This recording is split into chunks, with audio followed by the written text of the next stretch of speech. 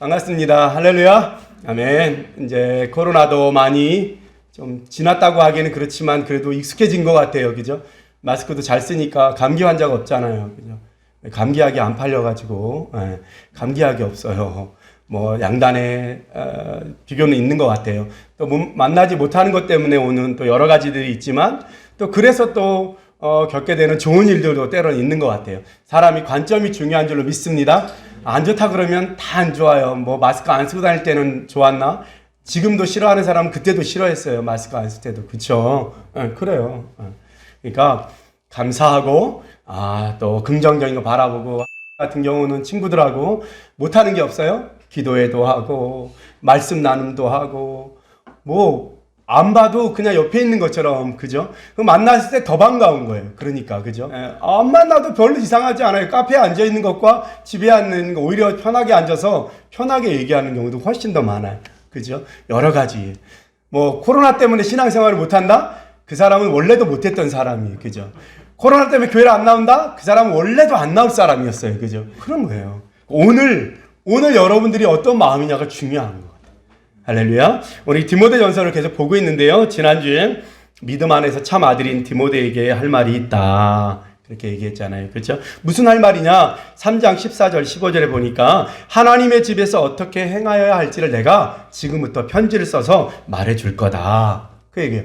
그러면서 1장이 뭐로 시작하냐면 에베소에 다른 교훈과 율법의 선생이 있는데 다른 교훈도 옳지 않고 율법의 선생도 옳지 않으니 복음의 진리 안에서 그 복음이 전하는 구원을 네가 전했으면 좋겠다.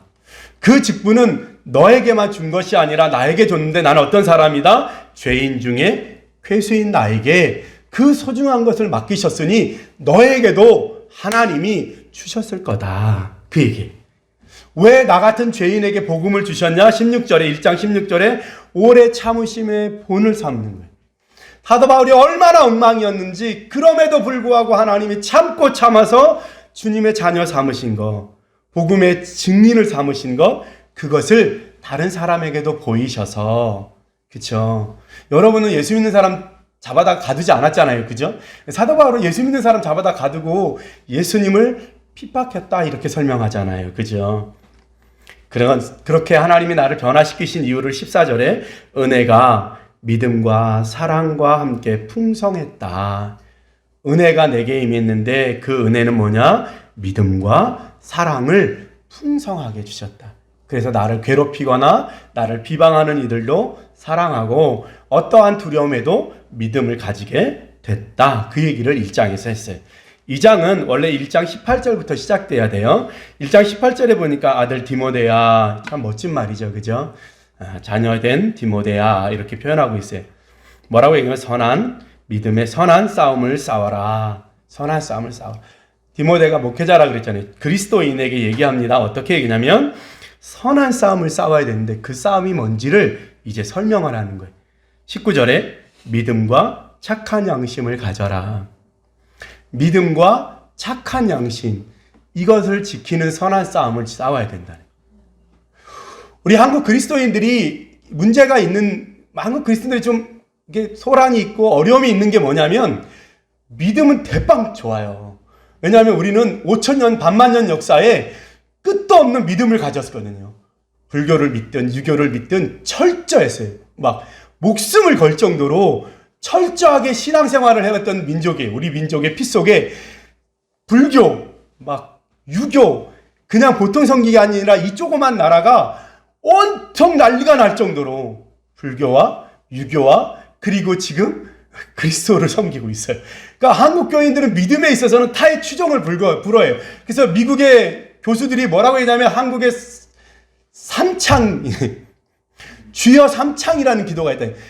영어로 논문을 쓸 때 영어로 주여 삼창 이렇게 써요. 영어로. 한국에 특별한 기도 방법이 있는데 그게 뭐냐면 주여 삼창이라는 거예요. 그만큼 한국 사람들이 대단해요. 산에 밤마다 산에서 부산에서 그런 일이 있었다면서요.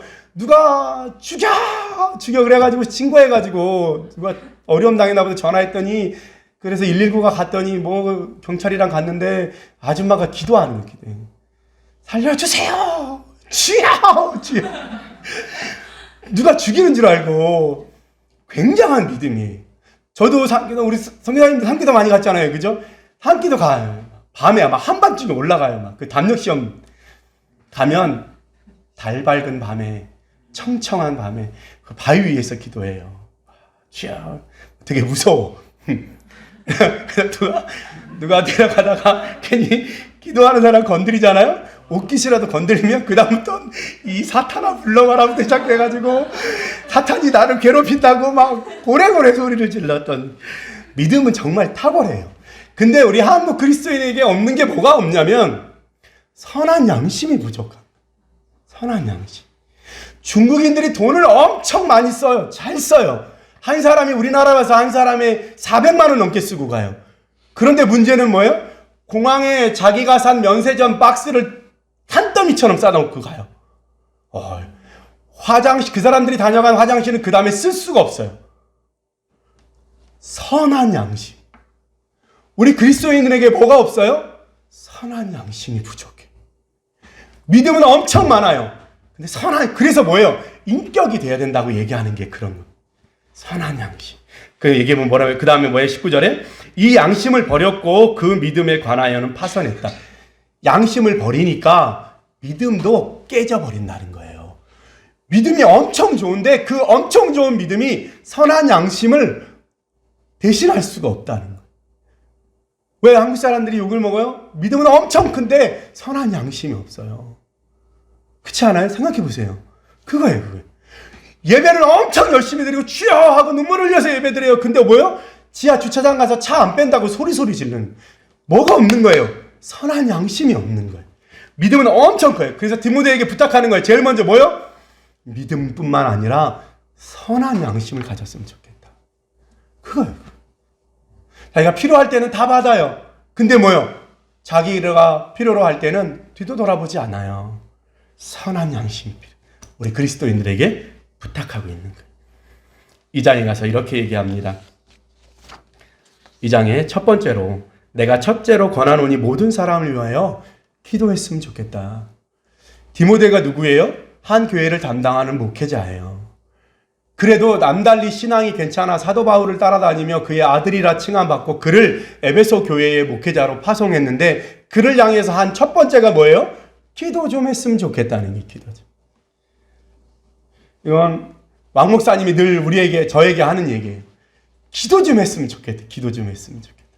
그죠? 기억나요, 여러분? 저한테 맨날 하시잖아요. 기도해라, 이 목사. 그러면서 들려주신 얘기는 여러분 기억하죠? 80년대에 미국에서 공부하고 온 수많은 목회자들이 담임 목사가 됐어요. 그때 장로님들이 담임 목사님을 찾는데 조건이 뭐였냐면 미국 유학이었어요. 미국에서 대학을 나오고 미국에서 박사학위를 받은 꽤 괜찮은 엘리트 목사님들이 한국에 와서 큰 교회 담임 목사님이 됐어요. 수많은 분들이 왔어요. 그래서 우리가 다 미국에 가야 되나 그랬어요. 나도 평생 20살 때 평생 소원이 미국 유학 가는 거예요. 그런데 지금 그분들이 많은 어려움을 겪고 나서 하는 그 장로님들의 고백이 뭐냐면 그 목사님이 좀 기도 좀 했으면 좋겠다. 그분 진짜 기도하는 분이냐. 미국 유학 갔다 온 분, 막 공부 엄청 잘하는 분, 설교 기가 막히게 하시는 분 많이 모셔봤는데 지금에서 결론은 뭐냐면 기도하는 분이냐는 거예요. 기도하는.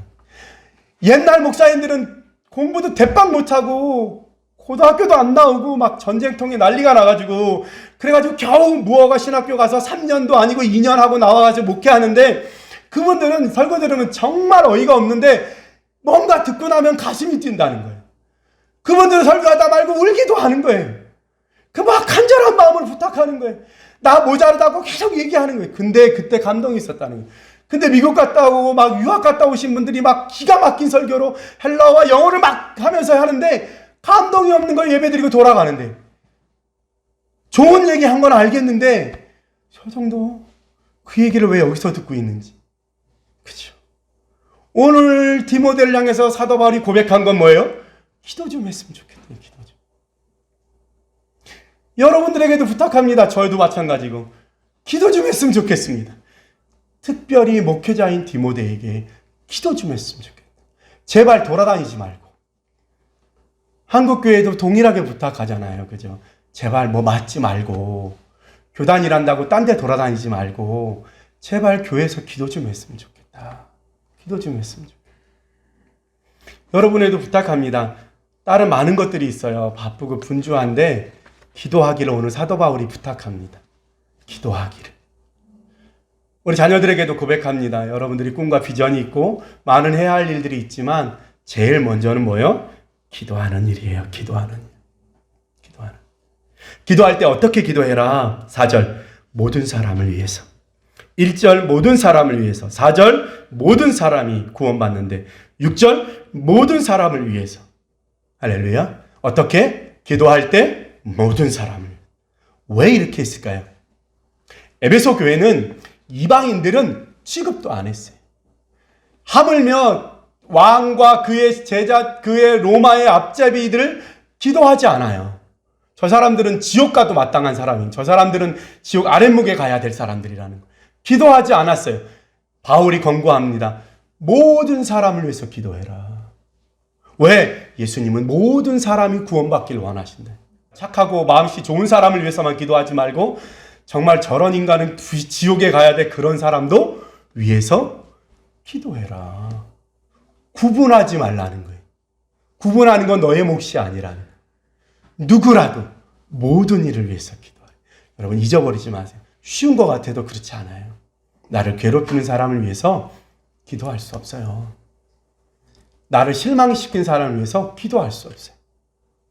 왕 목사님이 교회에 건축을 반대하는 분들이 다 나갔어요. 나가서 100m도 안 되는데 교회를 지어서 세웠어요. 그 교회를 짓는 100m도 안 되는 데에 그 나간 모든 성도들이 모여서 예배드렸어요. 이분 마음이 어떻겠어요? 근데 이분이 마음이 치유된 때가 언제냐면 하나님 마음을 주셔서 교회 옥상에 올라가서 그 교회를 향해서 손을 뻗어서 축복한 거예요. 하나님 저 교회를 축복해 주세요. 그 전에 얼마나 미웠겠어요. 그렇지 않아요? 나갈 때 그냥 나갔겠어요? 나가서 그냥 있었겠냐고요. 축복할 때 목사님 마음이 치유되는 거예요. 그리고 다시 힘이 생겨. 할렐루야. 모든 사람을 위하여 기도해라. 우리 좀 이것만 우리가 할 수 있으면, 그죠? 세상 살아가는데 어렵지 않을 겁니다. 그리고 8절에 가서 얘기합니다. 예배 드리러 오는 성도들을 향해서 얘기하는 거예요. 예배 드리러 오는 남자와 여자 성도님들을 향해서 이야기합니다. 8절에 뭐라고 얘기해요? 네, 그러므로 각처에서 남자들이 분노와 다툼이 없이 거룩한 손을 들어 기도하기를 원하노라. 분노와 다툼이 없이, 이 남자들의 특징이죠. 그죠? 분노와 다툼이 거룩한 손을 들어. 각 처에서 예배드리는 각 공간에서 예배당마다 뭐요? 두 손을 들어 거룩한 손을 들어 기도하는 남자들이 됐으면 좋겠다. 다투는 건 뭐예요? 분쟁하는 거예요. 나누는 거예요. 그죠? 분노하지 않는 거예요. 화내지 않는 거예요. 그런 상태에서 기도하는 거예요. 뭐 해라? 거룩한 손 들어 제발 기도하는데 손을 썼으면 좋겠다. 그거예요. 9절에 뭐요? 여자들은 단정하게 소박함과 정절함으로, 그리고 10절에 오직 선행을 했으면 좋겠다. 이 단정하게라고 하는 단어가 코스미오스라고 하는 단어인데 이게 화장품이라고 하는 코스메틱의 원어예요. 유래예요. 그게 뭐예요? 단정하게 화장할 때처럼, 그죠? 화장할 때처럼 좀, 그죠? 포털에 보니까 결혼하기 하루 전날 밤 누나의 방 이러면서 사진 찍어서 올렸더라고요. 결혼하기 전날 밤 누나의 방 어떻게 돼 있을까요? 거의 빨래를 널어놓은 것 같이 바닥에 막 온 옷들과 막 도저히 손댈 수 없는 그 남동생이 바라보고 뭐 해라? 코스메틱 하듯이 단정하게, 그죠? 삐뚤삐뚤 나온 눈썹을 단정하게 보이기 위해서 그리잖아요. 그죠? 요즘은 문신도 하고 무서워요. 절대도 그게 그려져 있어서. 그죠? 화장을 하듯이 단정하게 했으면 좋겠고 오직 선행을 했으면 좋겠다. 이렇게 얘기합니다. 그렇게 되기를 소원합니다. 그렇게 되기를. 교회 올 때 뭐 해라? 화장하는 것처럼 단정하게. 근데 그 안에 뭐가 있어요? 오기 전에 마음 준비가 있는 거죠. 그죠? 단정하게, 행동이 선하게, 질서가 잡히게 왔으면 좋겠다. 마음이. 그죠? 마음이 예배하러 올 때 마음이 좀 그랬으면 좋겠다. 얼굴을 화장한 것처럼 옷을 꾸미는 것처럼 마음도 좀 그랬으면 좋겠다. 할렐루야. 그렇게 됐으면 좋겠어요. 예배하는 분들에게 오늘 사도 바울이 이야기합니다. 그랬으면 좋겠다. 그러면 마지막으로 우리 교회를 향해서 사도 바울이 보면 뭐라고 할까? 사도 바울은 오늘 예배드리러 나온 여러분들에게 뭐라고 할까? 우리 예배 드릴 때마다 사도 바울이 디모데에게 했지만 우리에게 했다 생각하고 하나님 나에게 뭐라 할까? 좀 그렇게 살지 말지. 예배 드리러 오면서 그렇게 살기로 결단하지도 않을 거면서, 그죠? 예배 드리고 한 주 동안 오늘 이 공간을 잊어버릴 텐데, 그죠? 여러분 마음에 돌아가며 한 말씀이라도, 그죠? 그럼 나는 어떻게 기도할까? 나는 어떻게 시간을 낼까? 나는 어떻게 하나님 앞에 나의 삶을 드릴까? 나의 삶을 고백할까? 그죠? 학업을 준비하는 우리 친구들, 어떤 마음으로 하나님 앞에 내가 학교 생활을 해야 될까? 그죠? 내일을 알 수 없는 미래를 향해서 나는 하나님 앞에 어떤 마음으로 다가가야 될까? 거기서부터 시작하는 거예요. 할렐루야. 그렇다면 오늘 바울이 여러분에게 전해주는 이 말씀이 여러분 안에서 살아 생명이 되어 여러분의 삶을 변화시키는 놀라운 역사가 있을 줄로 믿습니다. 괜히 마음이 지는 거예요. 마음이 이기면 우리가 이길 수 있습니다. 기도하겠습니다.